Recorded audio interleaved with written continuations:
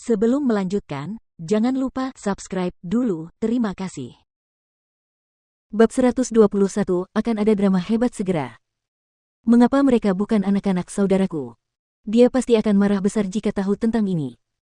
Pasti suatu hari nanti semua orang akan tahu tentang hal itu. Aku hanya ingin tahu apa yang terjadi antara kedua pria itu dan kakak perempuanku. Su Zipei menatap Tuan Mu Xiao tanpa daya. Kakak perempuankulah yang telah berbuat salah pada keluargamu. Apa yang ingin Anda ketahui hari ini, Nyonya Su? Saya ingin tahu di mana mereka biasa bermain golf sebelumnya atau tempat-tempat lain yang mereka suka kunjungi sebelumnya, jawab Su Zipei.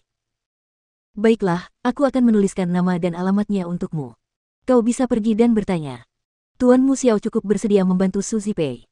Dia segera menuliskan tempat-tempat yang biasa mereka kunjungi sebelumnya. Su Zipei mengucapkan terima kasih kepada Tuan Mu Xiao setelah dia mendapatkan alamatnya. Terima kasih banyak, Tuan Mu Xiao. Terima kasih kembali. Su Zipei mendapatkan alamatnya dan segera pergi. Namun, Tuan Mu Xiao menyadari bahwa dia sepertinya lupa membawa laporan DNA itu. Dia mungkin lupa.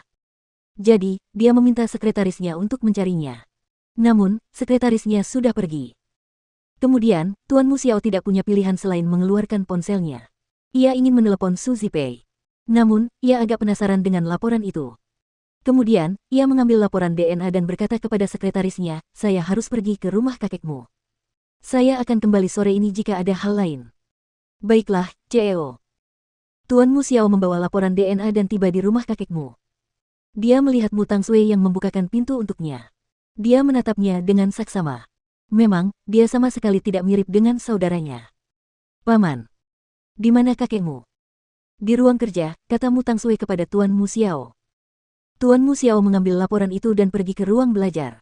Ia menyerahkan laporan itu kepada kakekmu saat ia merapikan berkas-berkasnya di ruang belajar. Ayah, Su Zipei datang dan menemuiku hari ini. Ia menyebut Tuan Muda Sen dan bahkan memberiku sebuah laporan. Kakekmu menoleh dan melihat laporan itu. Kemudian, dia membukanya dan membacanya. Namun, dia bahkan tidak bisa mengucapkan sepatah kata pun setelah membaca laporan itu. Tangannya gemetar hebat. Apakah itu berarti Mu Qi dan Sue Er bukan milik keluargamu, melainkan keluarga Sen? Ya. Kakekmu tidak tahan lagi. Ia menopang dirinya dengan bersandar di meja. Ia memejamkan mata dan menarik napas dalam-dalam. Apa yang sebenarnya terjadi? Jadi, selama ini kita telah membantu orang lain membesarkan anak perempuan mereka, ya kan? Ayah, aku yakin ayah tahu bagaimana kecelakaan itu terjadi pada Tuan Muda Sen tahun itu. Sekarang, sudah terbukti bahwa mereka adalah bagian dari keluarga Sen. Itu hukuman. Kakek Sen tercengang. Ia duduk di kursi dan tidak dapat berkata apa-apa lagi untuk waktu yang lama. Ia dipenuhi dengan perasaan campur aduk. Kamu bisa pergi sekarang. Biarkan aku sendiri. Tuan Mu Xiao menganggukkan kepalanya dan meninggalkan laporan DNA itu. Kemudian, dia berbalik dan meninggalkan rumah kakekmu. Itu karena dia tahu betapa liciknya Mu Tangsui meskipun dia masih gadis kecil. Jika dia diizinkan untuk tinggal di sisi kakekmu, dia mungkin bisa membujuk kakeknya untuk mengizinkan papamu menjadi CEO grupmu lagi. Dia tidak punya pilihan selain melakukan apa yang telah dia lakukan untuk mencegah hal semacam itu terjadi. Tetapi dia tidak tahu bahwa kakekmu bersembunyi di ruang belajar sepanjang pagi. Dia memiliki perasaan campur aduk. Meskipun Mu Tangsui bukan milik mereka, mereka telah membesarkannya selama bertahun-tahun. Mengapa mereka harus mengizinkannya kembali ke keluarga Sen? Di sisi lain, dia merasa sangat dirugikan jika mengizinkannya tinggal. Dia tahu bahwa dia bukan salah satu dari mereka, tetapi dia bisa menikmati kehidupan yang baik bersama mereka. Jadi, kakekmu memutuskan untuk menyerahkan masalah itu kepada papamu dan memintanya untuk menyelesaikannya setelah mempertimbangkan secara matang. Itu karena papamu adalah ayah mereka. Dia berhak menentukan apakah akan membuat mereka tinggal atau pergi. Namun, dia tidak sanggup mengungkapkan kebenaran kepadanya saat putranya kembali dalam keadaan mabuk. Itu karena dia tahu tentang sifat buruk putranya. Jika dia tahu yang sebenarnya, dia mungkin akan memukuli Mu Tangsui sampai mati. Jadi, dia menanggungnya. Itulah sebabnya dia tidak tahu bahwa Mu Tangsui telah menyelinap ke ruang belajar di tengah malam dan membaca laporan DNA. Tentu saja, dia tahu siapa Sen Jianchuan. Itu karena namanya terukir di cincin ibunya. Dia hanya tidak pernah menduga bahwa dia dan Qi adalah bagian dari keluarga Sen. Dia menguping pembicaraan mereka di pintu ketika pamannya datang pagi itu. Meskipun tidak jelas, dia tetap memperoleh gambaran kasarnya. Ketika dia membaca laporan itu, dia akhirnya tahu apa artinya memiliki kehidupan kedua.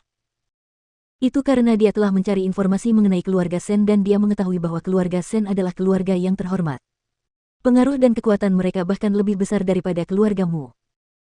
Jika dia bagian dari keluarga Sen, dia pasti kembali kepada mereka. Itu benar-benar kesempatan kedua baginya. Terlebih lagi, kakeknya akan mengusirnya karena dia tahu kebenarannya. Terlebih lagi, ayah brengseknya mungkin akan membunuhnya suatu hari nanti. Jika memang begitu, dia harus bertindak cepat dan tanggap. Mu Tangsue mengembalikan laporan itu ke tempat asalnya setelah membacanya. Dia menyelinap kembali ke kamarnya dengan tenang. Kemudian, dia memulai rencana dalam benaknya. Dia berencana untuk mengambil cincin itu dan pergi ke keluarga Sen. Mu Qixi dan yang lainnya berdiskusi malam itu di rumah kecil itu. Saya yakin akan ada drama hebat segera. Karena Tuan Mu Xiao sudah menerima laporanmu, dia pasti akan pergi menemui kakekmu. Kenapa harus pergi ke kakekmu? Kenapa tidak pergi dan menemui bajingan itu? Su Zipei mengungkapkan keraguannya. Seng Xiao menatap Su Zipei dengan serius setelah mendengarkan pertanyaannya. Dia menjelaskan kepadanya, dia hanya bisa membalas dendam padanya jika dia pergi dan bertemu papamu. Dia mungkin bisa membuatnya marah juga. Tetapi, lain halnya jika dia pergi dan menemui kakekmu. Jika kakekmu tahu tentang kebenarannya, dia hanya akan sangat kecewa pada papamu. Bagaimana mungkin putranya yang bodoh itu bahkan tidak bisa membedakan putrinya sendiri? Dia bahkan memuja cucu perempuan palsu itu selama bertahun-tahun. Dengan begitu, kakekmu tidak akan menginginkan papamu kembali ke grupmu lagi. Tuan Mu Xiao tidak bodoh. Tentu saja, dia juga sudah memikirkannya. Su Zipei menganggukkan kepalanya dan segera memahaminya setelah mendengarkan penjelasan Seng Xiao. Bagaimana dengan kakekmu? Respon semacam apa yang akan dia berikan? Mungkin ini rumit. Dia tidak bisa menerimanya, tetapi dia tidak bisa memaksa dirinya untuk mengumumkannya ke publik. Namun, itu pasti akan menjadi duri yang menyakitkan baginya.